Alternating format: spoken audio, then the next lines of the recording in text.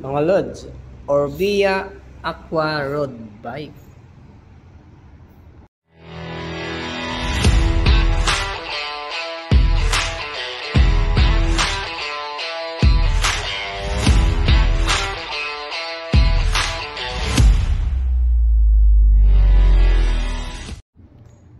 Tara, tingnan natin ang specs nito mga lods at ang presyo nito. Sa size niya mga lods, medium size siya mga lods, size 54 eskwela. 54 yung top tube niya, 54 din yung seat tube. Medium size siya mga lods. Orbia na rin yung ano niya, seat post sa stock na. Ganun din yung seat clamp niya. Bone trigger yung saddle niya mga lods. Yan, bone trigger.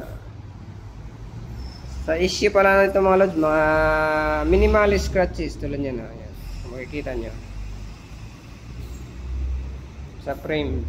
Yan lang mga lods. Normal na yan sa surplus ng mga bike.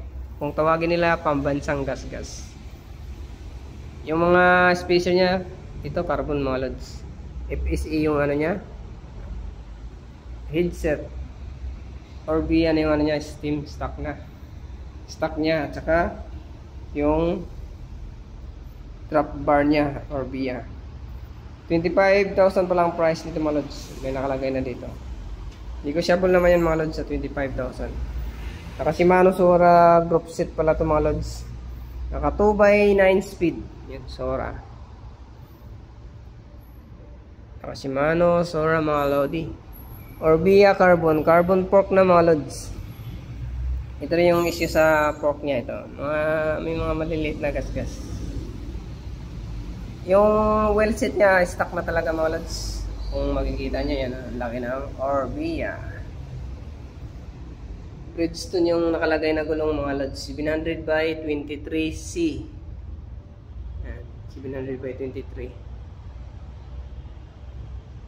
Stock na itong ano, itong hub na to sa ano na talaga niya. Wheel set. Naka Halotech bottom bracket mga lods. Silver edition pala to na ano, Sora. Seat clamp siya na brace on combination siya. Ito brace on tapos naka-clamp dito. 5034 yung crank niya mga lods. May lagayan na ng dalawang bottle cage dito. Down tube at saka sa seat tube. May nakasulat dito, Orbia. Maganda mga lods. Hindi pa siya internal cabling, nakalabas pa yung cable niya mga lods. Silver edition na 105 na Shimano Sora mga lods. Naka 2x9 speed mga lods. Yan. Orbia Aqua medium size mga lods. Available kay Third Wheel Bikes. Sa mga naghahanap ng medium size dyan, ito available kay Third Wheel Bikes. Orbia Aqua sa halagang 25,000 mga lods. Negotiable pa yan kay Third Wheel Bikes.